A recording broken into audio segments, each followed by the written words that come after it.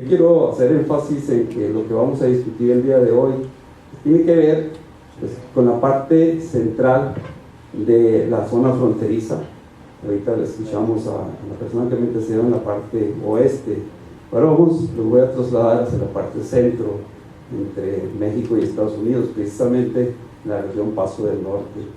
Y ahorita escuchamos también interesantemente la discusión con respecto a los problemas que hay principalmente en agua superficial.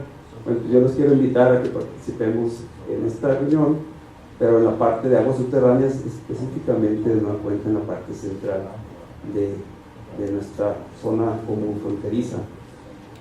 Y el estado de cosas que hay en la zona fronteriza entre México y Estados Unidos, en la región Paso del Norte, es muy clara, es muy conocida por muchos investigadores, gente que ha estado tratando estos temas. Y bueno, sabemos de lo que existe en cuanto a tratados y acuerdos y maneras de administrar el recurso agua superficial principalmente.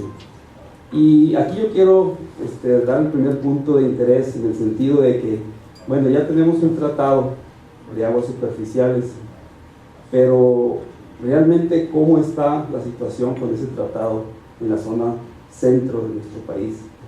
Y cuando se analiza desde la perspectiva de México, y aquí yo apelo a la buena vecindad y a la buena disponibilidad de la invitación, tratando de ser muy respetuoso, pero cuando se analiza desde la perspectiva de México, el sentir de la comunidad es que ese tratado definitivamente tiene una situación que discutir. Y hay gente que dice que sí, efectivamente había que replantearse, hay otros que pensamos que no, que es un tratado que se firmó, que se estableció desde hace mucho tiempo y que eventualmente funciona.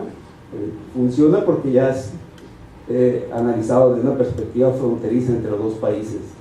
Y aquí es importante reconocer también que en el momento en que se planteó ese tratado, pues era en función a la disponibilidad o a la necesidad del recurso que había, principalmente en la parte sur de México, en donde se daba la cobertura de la necesidad de agua para las zonas agrícolas, en la parte del distrito de riego 05 del Valle de Juárez. Y en ese momento pues había cierta cantidad de área disponible de agrícola y se asignó esa cantidad de agua.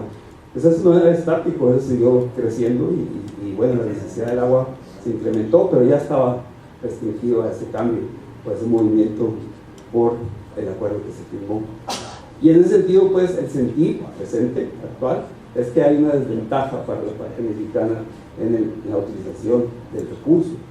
Y yo digo, pues, que ahí está un punto de discusión que los especialistas en la cuestión de políticas de agua están discutiendo, y hay esos dos grandes grupos, los que están a favor de la modificación de ese tratado, que va a ser realmente difícil en mi opinión, y los que estamos pensando que a lo mejor es conveniente dejarlo así como está por ahora, por todo lo complejo que es el tratado mexicano. Sin embargo, tenemos algo en la mesa de discusión. Bueno, traer eso a discusión de un tratado binacional de aguas, pero subterráneas, es infinitamente mayor problema o mayor reto el poder tener un documento que nos pueda dar sostenimiento para empezar a discutir la cuestión de los tratados de agua subterránea. Ahora, mi opinión es que se requiere empezar a tratar, a discutir, a platicar cómo lo vamos a hacer para administrar también de una manera eficiente, sustentable, holística, con una visión integradora de cuenca, los recursos de agua subterránea. Y los recursos de agua subterránea son más abundantes en este sentido, son más abundantes que los aguas superficiales. Y eso lo que estudiamos la cuestión hidrológica lo entendemos y lo conocemos, ¿no? Entonces, nosotros estamos en una idea de que se tiene que discutir esto, se tiene que tratar, se tiene que trabajar con respecto a lo que hay y empezar a crecer en el conocimiento de lo que existe, de la incógnita que tenemos que resolver con respecto a las aguas subterráneas. Actualmente hay muchos esfuerzos que se han realizado, hay mucho trabajo que se ha realizado, pero todo está al nivel de la academia, está al nivel de lo que los estudiosos y los expertos han estado discutiendo, pero en el escenario académico se está trabajando ya una agenda, ahora sí oficial, para ver cómo empezamos a tratar. Rick decía que es increíble que a nivel mundial solamente exista uno, un tratado binacional de aguas que está vigente pues entre varios países, y que hay una posibilidad de que México y Estados Unidos tenga esa alternativa. Nuestra opinión es que es probable que todavía tengamos que discutir muchas otras cosas más antes de que nos sentemos a hacer una negociación.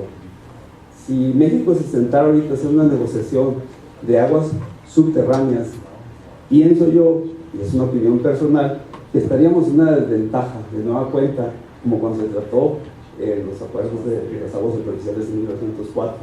Y es por una razón muy sencilla.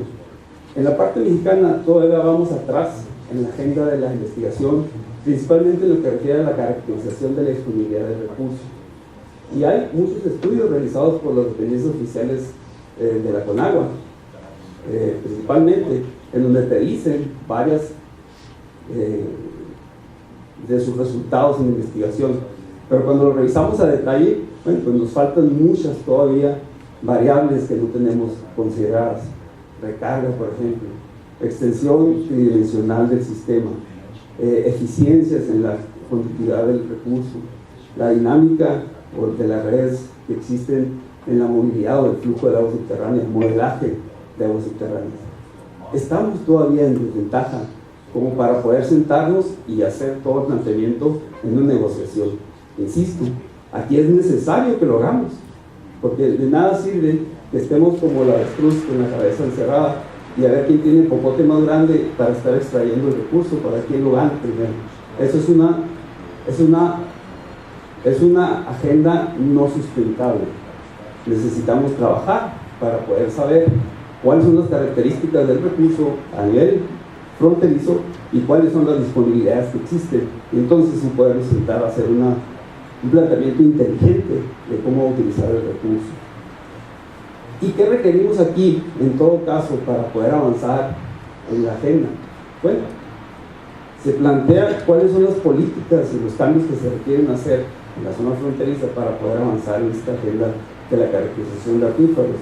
Pues definitivamente la inversión de recursos en investigación, en seguir avanzando en los conocimientos de los acuíferos, es clave. Y bueno, a todos en la parte económica nos ha afectado el asunto de las inversiones de recursos económicos para seguir los estudios. Sin embargo, México aquí es una cosa muy loable, tiene una agenda muy agresiva en la inversión de recursos económicos para los estudios de la caracterización de acuíferos, que lo tiene agendado a través de la CONAGUA. Eso para nosotros en la academia, en la parte mexicana, es algo diferente, es algo innovador, que tengamos $1 millón de pesos o 2 millones de pesos disponibles para estudiar el acuífero. Esto es interesante, porque en los tiempos pasados, y hace 10 años que inició, por ejemplo, los trabajos de este tipo de conferencias, no existía ese recurso disponible. Entonces, sí hay una agenda ahí de recursos a nivel nacional, en la parte mexicana, que puede ser interesante de revisar.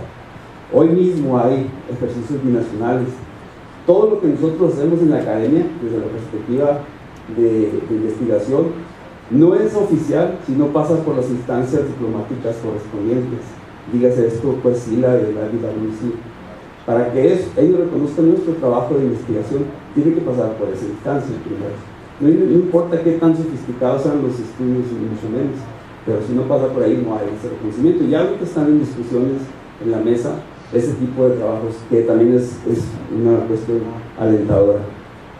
Entonces, pues, nosotros necesitamos en la parte mexicana la definición de la caracterización de los sistemas acuíferos para entenderlos y comprenderlos de una manera robusta, completa, científicamente validada, para que podamos sentarnos a platicar en una mesa redonda. Esa es la respuesta, pues, del planteamiento que hoy exponía, que nosotros decíamos, bueno, estamos listos para un tratado de aguas subterráneas. Nuestra opinión es que no, todavía no estamos listos. Está trabajándose en la agenda ahí está puesta, pero déjenme decirles, y esto es una cuestión de discusión, que tenemos 30 años, desde que yo recuerdo que empezamos a estudiar, cuando yo estaba estudiando posgrado de biología, tenemos 30 años discutiendo esa posibilidad de platicar el asunto del acuífero. Ojalá no duremos otros 30, porque el tiempo nos está alcanzando. Ya sabemos de todo el crecimiento poblacional, las fronteras, va a seguir creciendo. Y hay una puntualización aquí muy específica.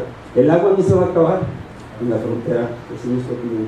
Lo único que va a pasar es que nos va a costar más traerla de donde esté a esos puntos de desarrollo. Y bueno, ahí es donde nosotros creemos que podemos hacerlo de manera inteligente para poder avanzar en la fe.